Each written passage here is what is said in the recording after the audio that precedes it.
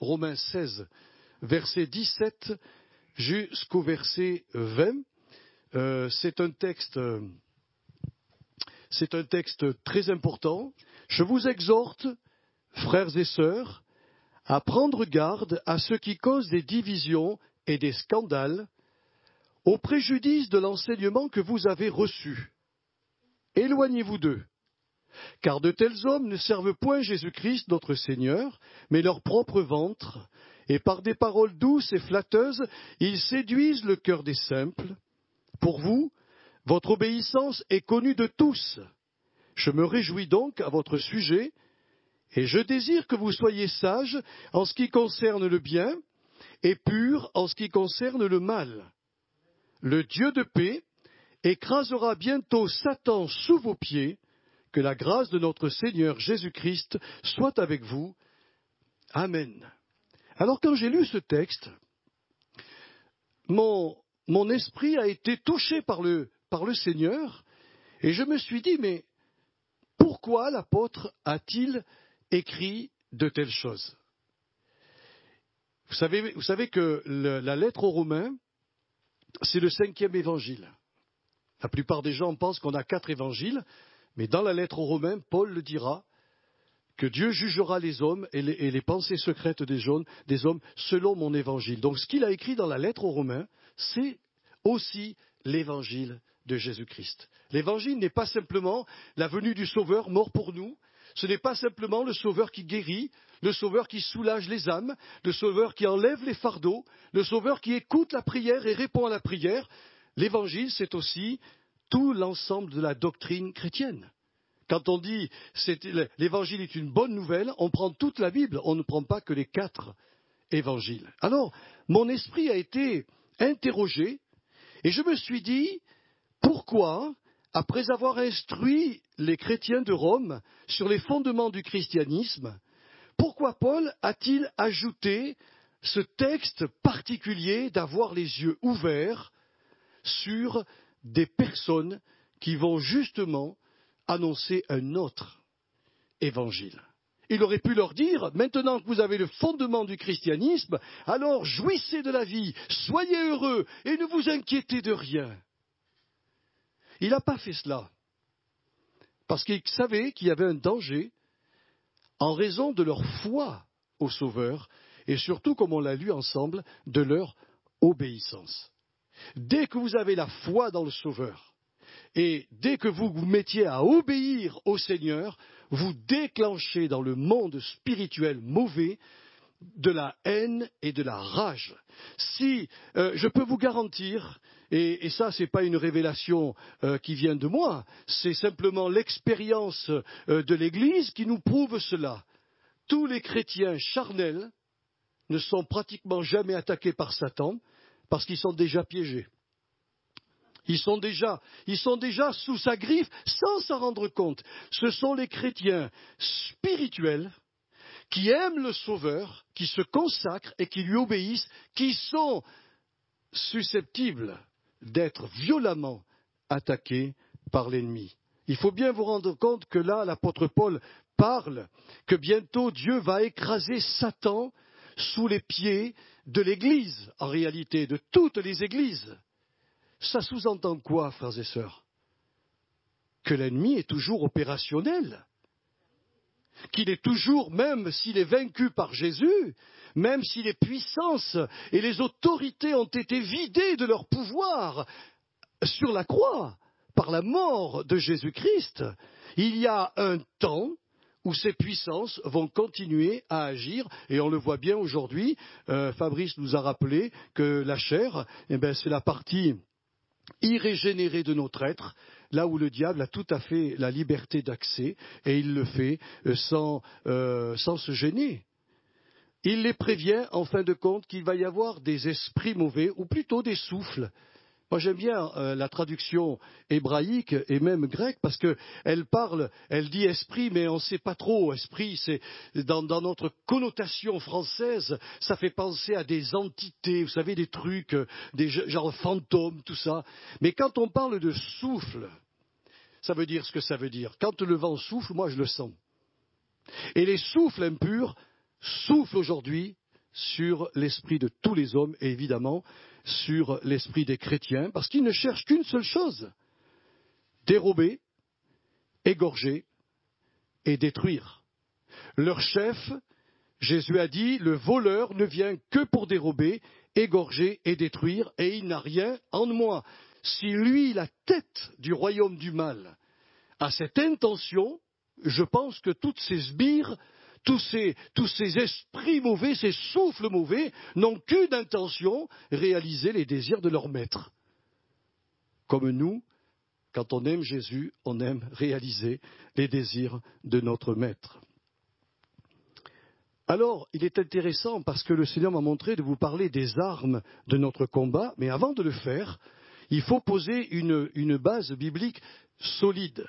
Il y a deux terrains que nous trouvons ici dans le texte que je vous ai lu, deux terrains qui sont propices à la séduction ou à la tentation, mais pas l'épreuve que Dieu nous envoie pour nous faire grandir, mais celle que le diable nous envoie pour nous détruire et nous accabler. Quand on parcourt les Saintes Écritures, nous nous apercevons que le terrain propice à la séduction diabolique est d'abord l'organe de la pensée des hommes. Par cet organe-là, le diable a une liberté d'action que vous ne pouvez pas soupçonner. Il passera par les médias, il passera par la télévision, il passera par les livres, il passera bien sûr par la prédication, il passera par des dons spirituels. S'il a l'intention de faire du mal, il veut s'adresser à la pensée, à l'organe de la pensée des êtres humains. Et ce que je vous dis là est vraiment tiré du mot même diabolos. Dans le grec, il y a deux racines.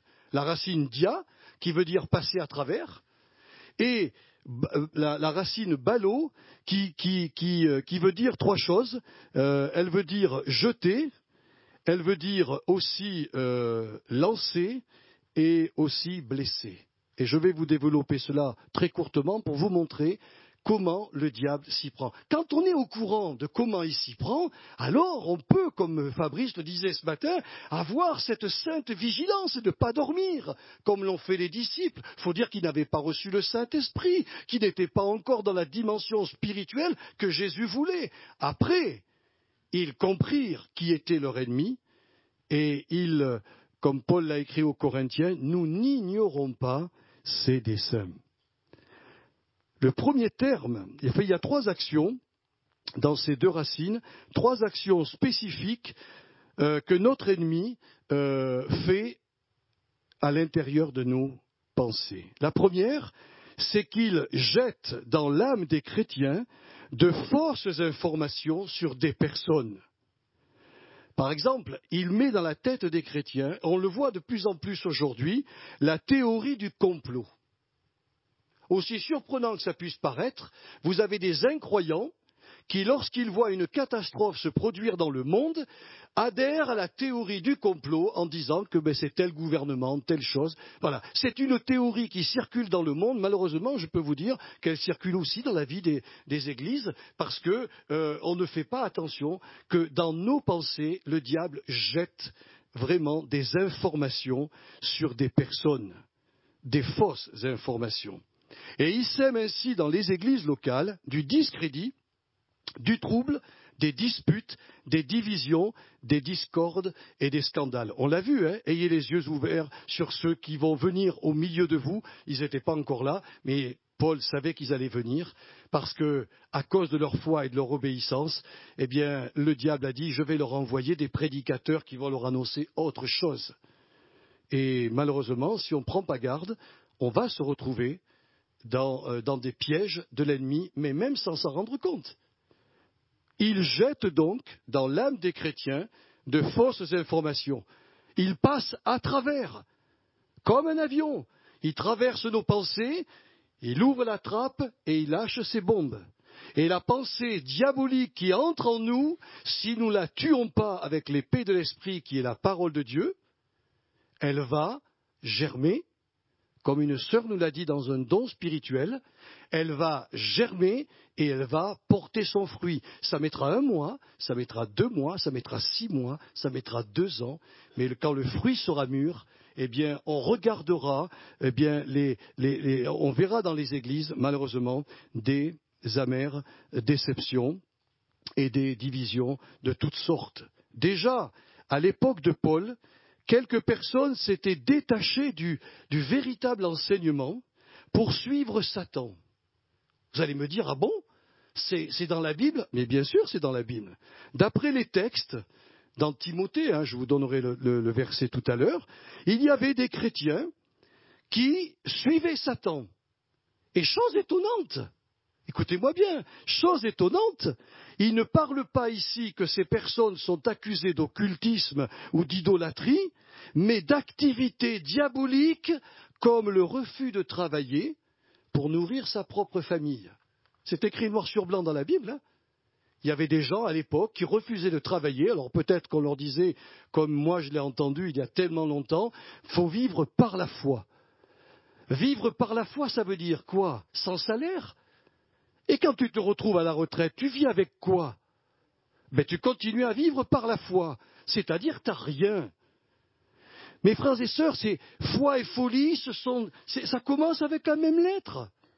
Ces gens-là avaient compris que pour servir Dieu, il fallait ne pas travailler. Oh, ils étaient bien malins, parce que je suis convaincu qu'ils allaient voir des personnes très fragiles, qui avaient certainement beaucoup de moyens financiers, et ils leur retiraient ou soutiraient de l'argent. L'apôtre Paul dira que lui, en tant que véritable homme de Dieu et serviteur du Seigneur, il n'a jamais pris l'argent des chrétiens. Jamais.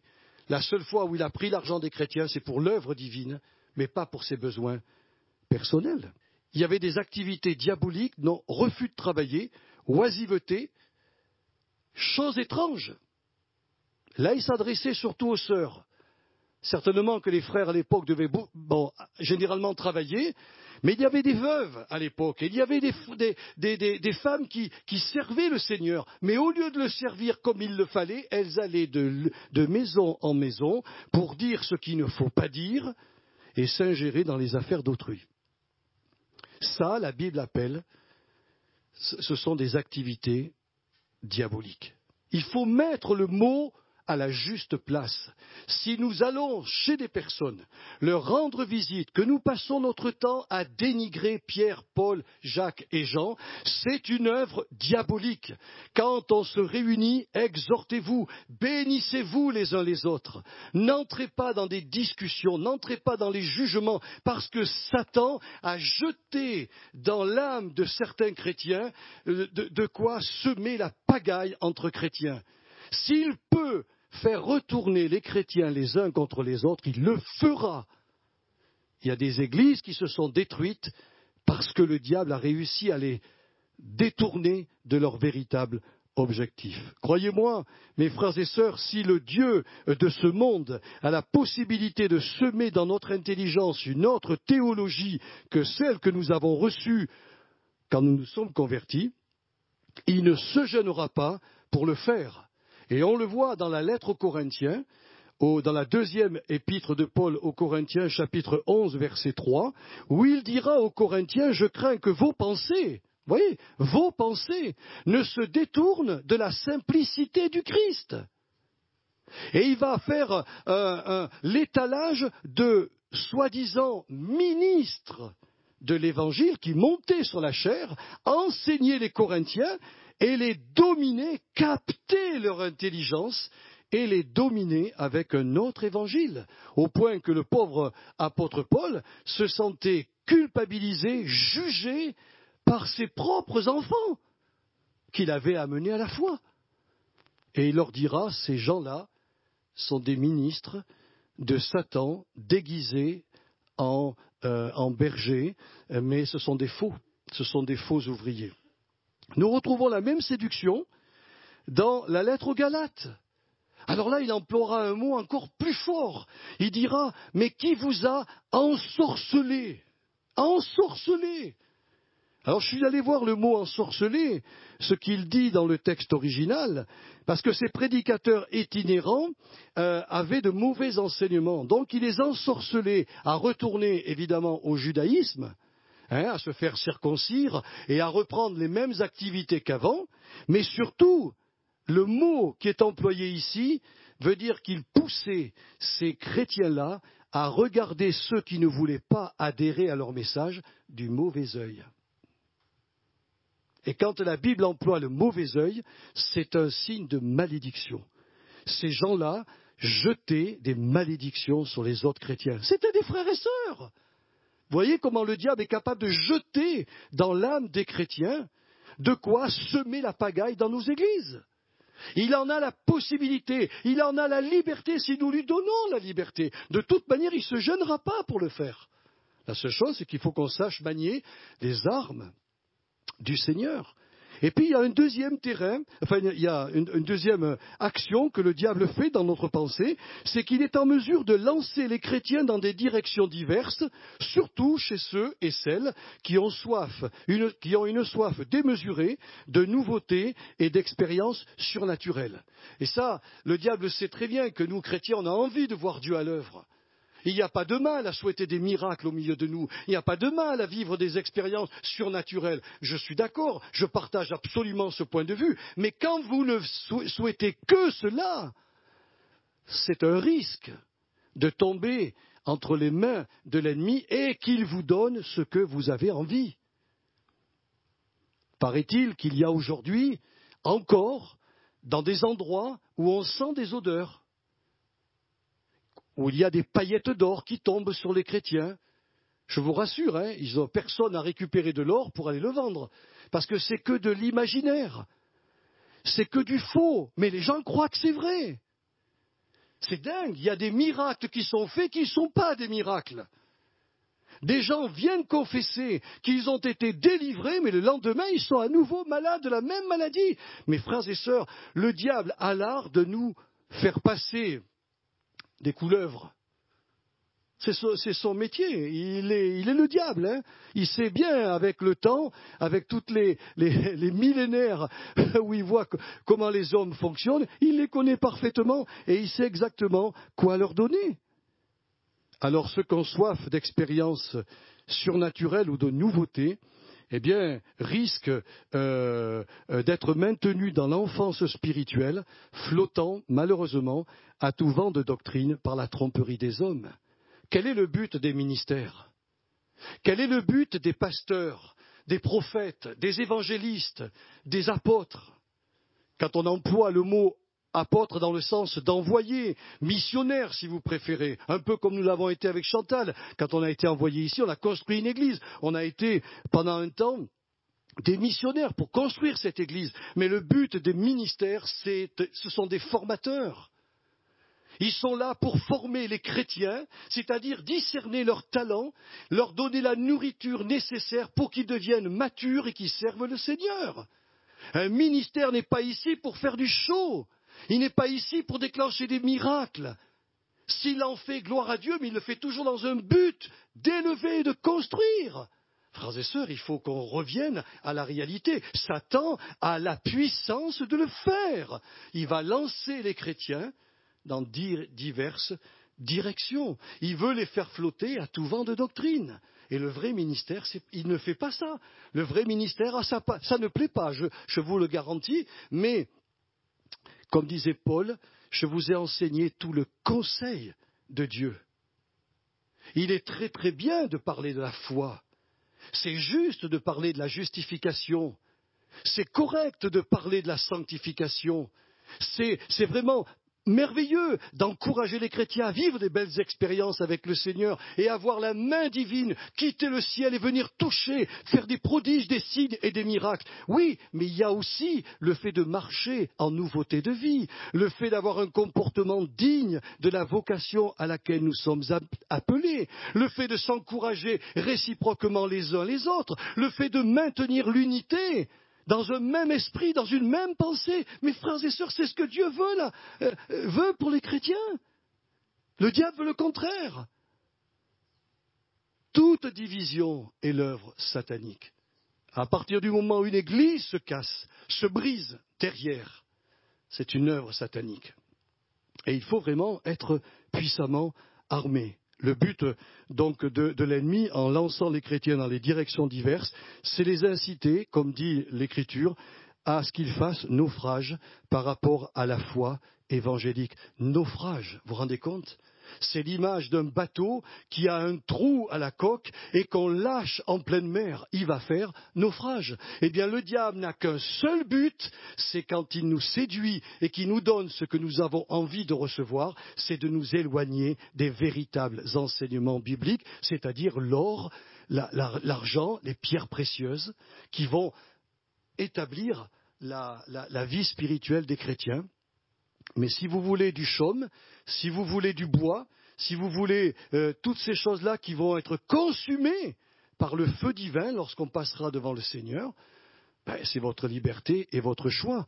Moi, j'ai choisi les doctrines qui passeront au travers du feu et qui entreront dans l'éternité, non pas dévêtues, mais vêtues de toutes les œuvres que nous aurons faites sur terre, les œuvres de Dieu que nous aurons faites sur terre.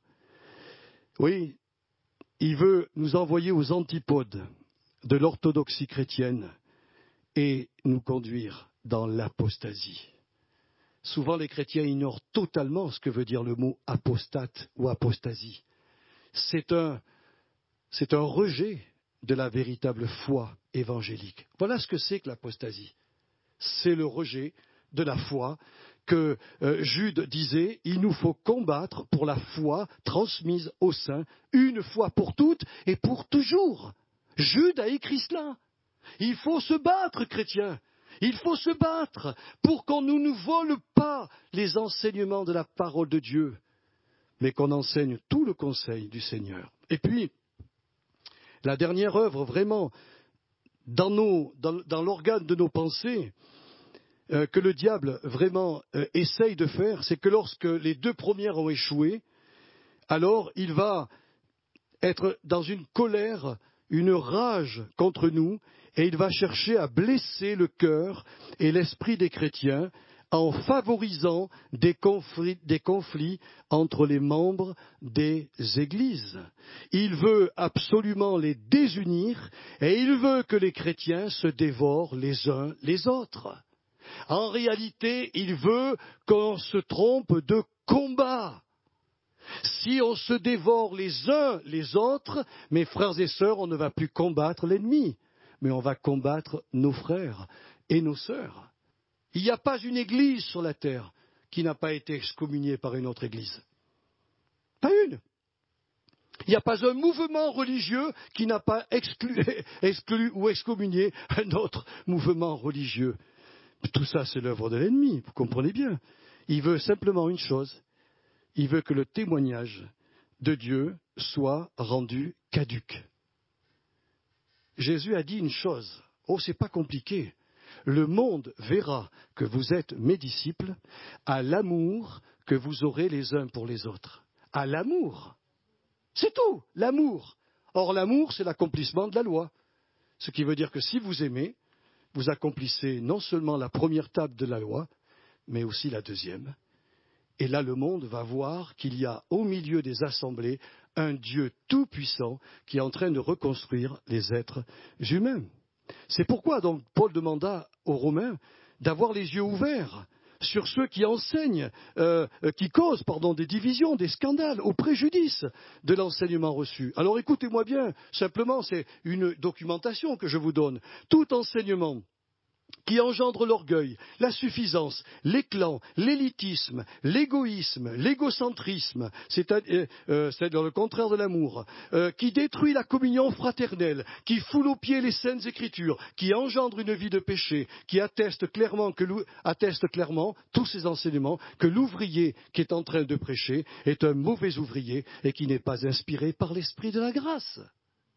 Par contre, tout enseignement qui engendre la crainte de Dieu et la haine du mal, qui favorise l'amour pour Jésus, la soif des Écritures, le désir de prier, le respect des plus faibles, l'attrait pour la sainteté, l'humilité de cœur, la repentance et le pardon réciproque, tous ces enseignements attestent que l'ouvrier qui est en train de vous enseigner est un bon ouvrier et qu'il est inspiré de l'esprit de la grâce. Le diable ne va jamais vous encourager à être saint. Le diable va vous jamais encourager à être uni. Il ne le peut pas, ce n'est pas sa nature. Il ne parle que de son fond. On n'a qu'à avoir les yeux ouverts. Il le dira ici. Ayez les yeux ouverts, pas simplement les yeux de l'esprit, comme on le verra la prochaine fois. Mais les yeux ouverts, simplement. Là, on regarde. Regardez. Qui a fait ce désastre? Il s'appelle Satan. Il s'appelle le diable. Ce sont des souffles impurs, mauvais, qui sont entrés, qui sont venus, qui sont là et qui sont repartis. Parce que les chrétiens n'ont pas veillé. Ils n'ont pas veillé à sauvegarder l'amour. Ils n'ont pas veillé à sauvegarder la crainte de Dieu. Et Jésus a dit une parole, ça m'a frappé parce qu'elle se trouve dans Matthieu 5, dans les béatitudes.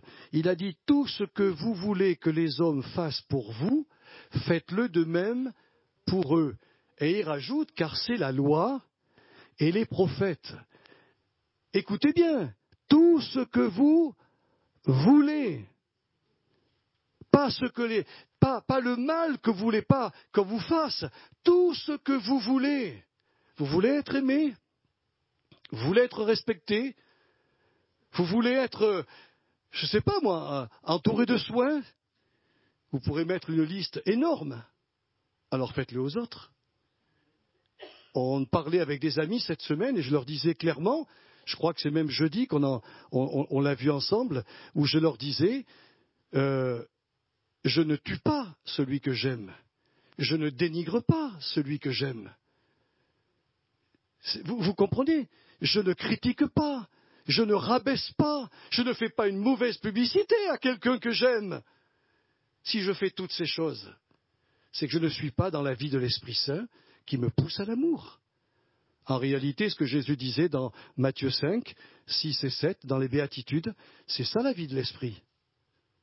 Avant de faire une action, regarde, est-ce que ce que tu vas prendre comme décision va faire du bien ou du mal à ton frère et à ta sœur? Si la réponse est « Oh, ça va leur faire du mal », alors le fais surtout pas. Parce que la Bible dit, si quelqu'un sait faire ce qui est bien et ne le fait pas, il commet un péché, tout simplement. En fait, tout enseignement qui viole les deux tables de la loi, l'amour envers Dieu et l'amour envers le prochain, ne vient pas du Saint-Esprit. Je pense que vous êtes d'accord avec moi. Je pense que là, il n'y a pas de souci. Le deuxième terrain que nous trouvons dans la lettre aux Romains que je vous ai lu tout à l'heure, qui est propice à la séduction diabolique, c'est le cœur simple. Ou plus exactement, dans le texte original, le cœur naïf. C'est-à-dire la personne qui pense que tout le monde il est beau, tout le monde il est gentil. Quelqu'un qui est sans mélange, c'est un cœur qui est sans mélange. C'est un cœur qui ne soupçonne pas le mal. C'est vraiment quelqu'un de bien, mais c'est un cœur naïf qui pense qu'à partir du moment où quelqu'un vient sur l'estrade, nous parle de Dieu, nous parle de Jésus, nous parle du Saint-Esprit, ouvre la Bible, cette personne, on peut lui donner un crédit sans aucun problème. Et je crois que le diable sait que la plupart des chrétiens, et j'en ai fait partie pendant très longtemps, j'ai toujours un cœur assez simple, mais j'ai été d'une naïveté, mes frères et sœurs, vous ne pouvez pas vous imaginer. Impressionnant, je comprends pourquoi l'ennemi m'a fait tant de mal. Alors bien sûr qu'il faut être simple devant le Seigneur, avoir un cœur d'amour, mais surtout ne pas avaler des couleurs. Il y a des moments où on peut se dire « Ah ben là c'est énorme !» Et c'est là qu'on commence à perdre vraiment nos illusions. Ces mauvais ouvriers qui vont agir sur les cœurs naïfs vont agir plus sur l'émotivité que sur la faculté rationnelle. Or, la Bible nous dit que pour offrir un culte qui plaise à Dieu, il faut lui offrir un culte intelligent, en esprit et en vérité. Or, les faux docteurs, vous les reconnaîtrez dans les communautés, ils agissent sur l'émotivité, ils excitent les émotions, et comme nous sommes faits d'émotions, évidemment, on se prête au jeu. Mais ils le font au détriment de la véritable nourriture qui doit pouvoir rendre un culte à Dieu, un culte sensé, un culte de sens rassis. C'est exactement comme les dons spirituels. Quand Paul parlait des dons spirituels, il disait dans l'Église, je préfère dire 5 mots de sens rassis que 10 000 paroles en langue, que personne ne peut comprendre. Mais 5 mots intelligents, rationnels, parce que le Dieu que nous servons est un Dieu intelligent et un Dieu rationnel, et on est fait à son image. Eh bien, les faux docteurs vont jouer sur la corde de l'émotivité parce que nous sommes tous avec des émotions et le Seigneur sait très bien que quand on est dans la peine, quand on est dans les soucis, les difficultés, on aime bien entendre quand même le message qui nous dit le Seigneur va te relever, il va te faire du bien.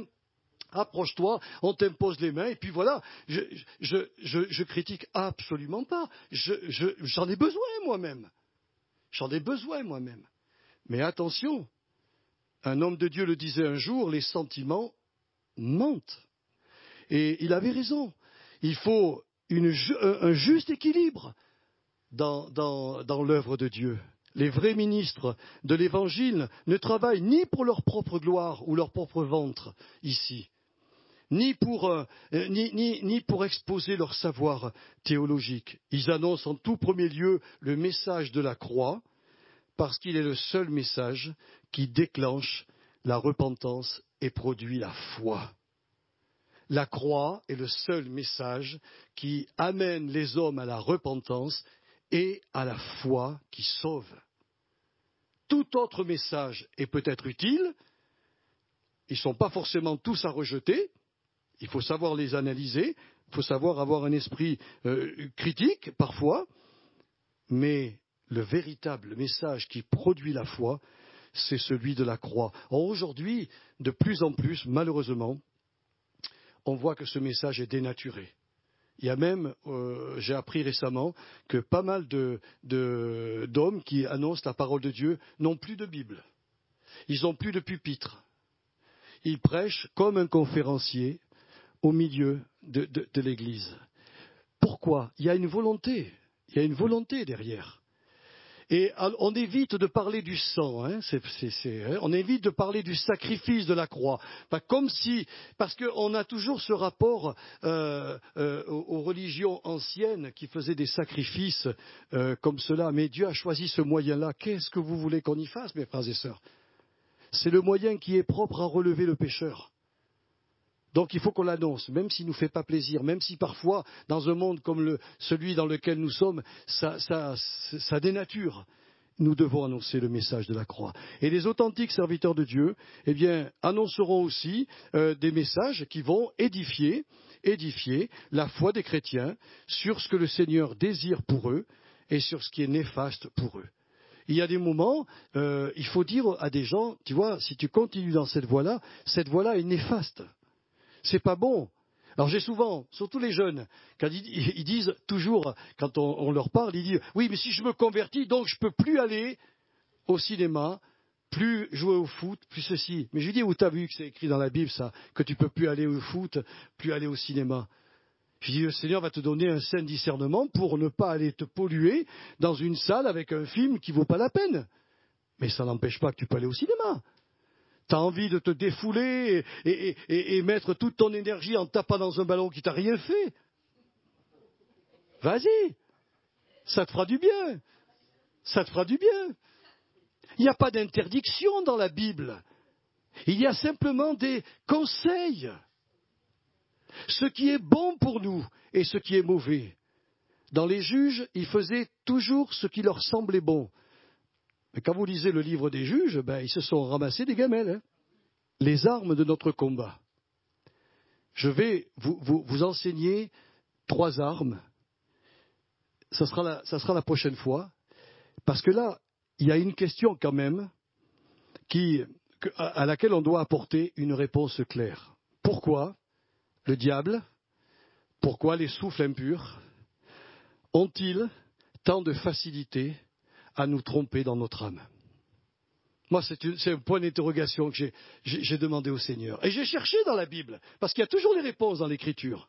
Eh bien, il semble qu'ils le font en raison d'une passivité des chrétiens face à leurs oppresseurs, face à la séduction, parce qu'il néglige, dans ces moments-là, de prendre toutes les armes de Dieu, celles qui sont offensives comme celles qui sont défensives, pour se protéger. C'est impressionnant de voir la passivité qu'il y a dans le peuple de Dieu, mes frères et sœurs. Or, chaque fois que notre ennemi constate chez nous un état de paresse et de nonchalance, il sait qu'il peut librement nous manipuler et nous dépouiller à sa guise. Mais il aurait tort de ne pas le faire. Alors il en profite. Mais si nous nous mettons contre lui avec les armes de Dieu, alors là, il n'a plus affaire à des gens qui sont dans la passivité, mais des gens qui sont dans la réactivité. Tu m'attaques, voilà mes armes. Et tu es absolument vaincu. Mais la passivité ouvre la porte aux démons. J'ouvre une parenthèse parce que beaucoup de gens ne le savent pas. La méditation transcendantale, qui nous permet, soi-disant, d'atteindre la sérénité, la quiétude intérieure, voire même la divinité, consiste essentiellement à bloquer nos pensées conscientes. Or, lorsque vous bloquez vos pensées conscientes, vous ouvrez la porte de votre âme à un ennemi qui s'appelle Satan. Et il rentre. Et dans la méditation transcendantale, ou comme dans toutes sortes de méditations orientales, il entre avec d'énormes souffles impurs. Parce que Dieu, dans nos pensées, a mis les clés. Il peut jeter ce qu'il veut. Pouf, ce qu'il veut. Mais moi, je ne suis pas obligé d'accepter tout ce qu'il a mis en moi. J'ai le droit de refuser cette pensée, de la tuer avec l'épée de l'esprit. Eh bien ça s'appelle la réactivité, le combat spirituel. Et beaucoup de chrétiens, malheureusement, sont dans la passivité. Et regardez les 12 tribus d'Israël. Quand elles sont enfin entrées dans le pays de la promesse, elles ont mis un temps considérable pour conquérir tout le pays. Pourquoi? Parce qu'ils étaient tous passifs. Tranquille, cool. Et regardez ce que le psalmiste a écrit au sujet d'eux. Ils méprisèrent le pays des délices. Ils ne crurent pas à la parole de l'Éternel. Ils murmurèrent dans leur tente. Ils n'obéirent pas à sa voix. Ça, c'est un état de passivité. Ni plus, ni moins. Mais chez ceux qui étaient, et en l'occurrence un vieillard du nom de Caleb, qui est venu voir Josué, qui était aussi vieux que lui, et il est venu lui dire, où est ma part de l'héritage? Et Josué lui a dit, c'est là-haut. Mais attention, là-haut, c'est chaud, hein? Il a dit, l'Éternel est avec moi, et il est parti conquérir son pays. Il a eu son territoire. Ah, c'est vieux, hein, quand même. C'était des durs à cuire, hein. Les jeunes étaient passifs, les vieux furent réactifs. Que Dieu soit béni pour tous les vieux qui sont réactifs. Alléluia. Voyez-vous, frères et sœurs, si cet état de passivité était quasi normal quand nous étions incroyants et ignorants des choses spirituelles, aujourd'hui, en raison de la présence du Saint-Esprit en nous et de la connaissance de la parole de Dieu que nous avons, eh bien, nous ne devrions pas nous comporter encore comme des victimes sans défense. Franchement, mes frères et sœurs, je trouve que c'est la phrase appropriée. Beaucoup de chrétiens se comportent comme des victimes sans défense. C'est-à-dire, ils se laissent contrôler. Or, Jésus est venu, nous l'avons lu dans les évangiles, il est venu lier l'homme fort. Il est devenu l'homme le plus fort. Et puis, on l'a dit tout à l'heure, sur la croix, il a dépouillé, vidé de leur puissance, les dominations, les autorités, en les livrant publiquement au spectacle, triomphant d'elles, par la croix. Celui qui vit désormais en nous, je vous pose la question, qui vit en nous? Le Saint-Esprit. Vous êtes d'accord? Alors celui qui vit en toi, en moi, est plus grand que celui qui vit dans le monde.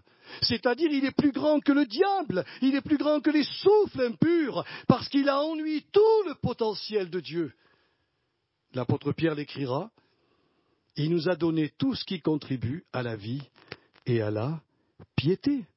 Ainsi, grâce à la victoire de Jésus sur tous nos ennemis spirituels, nous pouvons maintenant continuer son œuvre et détruire à notre tour toutes les œuvres du diable, tant dans notre vie que dans la vie de ceux que le Seigneur nous confie. Mais dans ce combat qui est le nôtre, il n'est nullement question que nous menions une guerre ouverte contre les puissances et les autorités du royaume des ténèbres, car cette prérogative, mes frères et mes sœurs, appartient exclusivement à Dieu. Et là, je m'oppose vraiment de tout mon cœur à ceux qui pensent que l'on doit mener une guerre ouverte contre le diable, que l'on doit lui prouver par des prodiges, des signes, des miracles, des actes de puissance, que l'on doit lui prouver que l'Église est plus forte que son royaume. Je m'oppose à cela parce que dans la parole de Dieu, comme il nous faut à peu près 2 à 3 témoins, je vous donne 3 témoins. Premièrement, quand Dieu a délivré Israël du pouvoir du Pharaon, il a dit à Moïse, occupe-toi, toi, d'aller délivrer mon peuple, et il rajoutera, et moi, je m'occuperai des dieux d'Israël, des dieux de l'Égypte. Moi, Moïse n'était pas assez fort, Moïse n'était pas assez puissant, Israël n'aurait pas pu vaincre les puissances et les autorités spirituelles, c'est Dieu qui a dit, moi, je vais les punir. Et puis quand ils étaient prêts d'entrer dans le pays de Canaan, avant qu'ils tournent 40 ans, parce qu'ils ont été punis, Dieu leur dit, allez, rentrez en Canaan, car j'ai vaincu tous les Cananéens, c'est-à-dire j'ai enlevé de dessus d'eux la couverture spirituelle qui les protégeait. Qui a gagné ce combat? Je vous le demande. Est-ce Moïse? Est-ce les anciens d'Israël? Non, la Bible n'en parle pas. C'est Dieu lui-même, comme un vaillant héros qui est entré dans le royaume du mal et il a dit maintenant, ici, vous qui tenez les royaumes des Cananéens, stop, muet, vous n'avez plus d'action à faire pendant un certain temps.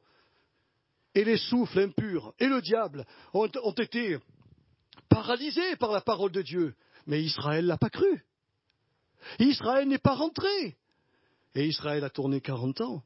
Et puis quand Daniel s'humilie devant le Père éternel et qui lui dit, j'ai découvert dans les livres que ton peuple doit être libéré, que les 70 ans de captivité pour Israël sont terminés, je viens te demander de les libérer maintenant. Libère ton peuple. Et Daniel a fait un jeûne de 21 jours. Il n'avait aucune réponse. Et voilà qu'un ange arrive. Il lui dit, Daniel, tu as été exaucé dès que tu as commencé à prier. Mais il y a eu un combat dans le ciel. Et Dieu m'a envoyé pour combattre le prince de Perse. Il y a eu un combat. Daniel n'était même pas au courant, il ne savait pas. Il priait simplement pour avoir la bénédiction. Il y a des prérogatives qu'on ne doit pas prendre à Dieu. Dieu s'occupe des grands démons qui sont sur nos villes et nos villages. À nous, il nous demande d'être témoins, d'aller prêcher la croix, de mettre notre confiance en lui et en Jésus-Christ et en sa parole. Et on verra des résultats merveilleux. Alors, je vais terminer avec cela ce matin. Sachons également qu'aucun chrétien ne sera en mesure d'utiliser les armes de Dieu sans posséder une certaine maturité spirituelle. J'insiste là-dessus, frères et sœurs. L'apôtre Jean a dit dans sa lettre qu'il y a 3 niveaux spirituels dans l'Église. Il y a l'enfance spirituelle, l'adolescence spirituelle et l'âge adulte. Frères et sœurs, c'est l'âge adulte qui est capable de combattre avec les armes de Dieu. Les enfants et les adolescents ne sont pas capables. C'est nous qui devons les protéger, c'est nous qui devons les entourer, mais ils sont incapables. Moi j'ai eu des enfants, je ne pouvais pas mettre mes enfants en leur disant, ben voilà, allez, va-t'en travailler et nourris-toi. Ils en étaient incapables. J'ai assumé toute ma responsabilité pour qu'ils apprennent à l'école. Et puis quand ils ont été majeurs, qu'ils ont commencé à travailler, là ils sont devenus matures. Là ils ont dû faire face à tous les problèmes de la vie. Payer leurs impôts, payer leur assurance, payer leur nourriture, payer le pressing et payer leur amusement, tout ça. C'est plus papa et maman qui l'ont fait. Oui, je crois que les jeunes, nous devons les protéger. Et Dieu protégera ses agneaux. Il les protégera. Mais si nous voulons utiliser les armes de Dieu, je pense que ce matin, je parle à des gens spirituels, à des gens matures, à des gens qui savent que ce que j'ai dit est vrai. Alors ils ne vont pas rester dans la naïveté, ils vont réaliser qu'il y a un combat à mener, et je vous montrerai au moins que trois manières de vaincre Satan. Je pense que ça vous intéressera. Mais voilà ce qu'a dit l'apôtre. Dans son immense bonté, Dieu va protéger les petits agneaux qui viennent de naître à la foi, comme il va protéger les jeunes adolescents encore inexpérimentés. Mais à ceux qui sont spirituellement plus avancés, eh bien le Seigneur leur demande, et dans la lettre que je vous ai lue, la lettre des Romains, d'être purs en ce qui concerne le mal et sages en ce qui concerne le bien. La sagesse, c'est quoi, mes frères et sœurs? Un théologien a défini le mot sophia en grec comme étant la connaissance vraie de Dieu, la connaissance vraie de soi-même, la connaissance vraie des hommes, la connaissance vraie des choses. Cette sagesse-là, elle n'existe pas au supermarché, elle n'existe pas dans les librairies chrétiennes, elle est auprès de Dieu. Et je dois aller la chercher et la demander parce que c'est un savoir-faire, ou plutôt un parfait savoir-faire en toutes choses. Si donc les chrétiens mûrs dans la foi se comportent encore avec insouciance et légèreté, face au royaume du mal, ils risquent de devenir la proie facile pour le diable, oubliant l'avertissement de Jésus-Christ. Voici, je vous envoie comme des brebis au milieu des loups. Soyez donc prudents comme des serpents, simples comme des colombes. Mes frères et sœurs, Jésus s'adressait là à ceux qui allaient inonder le monde de la parole de Dieu, à des gens qui allaient recevoir le Saint-Esprit et devenir matures. Il leur a dit, ne croyez pas que ça va être facile. Soyez prudents, comme les serpents et simples comme les colombes. Il nous faut la sagesse. Frères et sœurs, vous qui êtes spirituels, demandez-la. Jacques nous dit, demandons la sagesse à Dieu avec foi, et il nous l'accordera. Il faut qu'on ait une véritable connaissance de Dieu, une véritable connaissance de nous-mêmes. Vous savez qu'au travers de tout ce qu'on a vécu, j'ai une nouvelle connaissance de moi. J'ai fait quelque chose, je vais vous le dire parce que je vous aime et parce que mon expérience doit vous aider. J'ai enlevé la foi que j'avais dans les gens et je l'ai placée sur mon Père céleste et sur Jésus. J'avais mal mis ma foi, j'avais mal mis ma confiance. Je me suis dit, plus l'Église va grandir, plus je serai quelqu'un d'important, plus je serai reconnu. Le Père l'a vu, il m'a dit, mon pauvre ami, tu vas te prendre la claque la plus dure de ta vie, mais elle est nécessaire.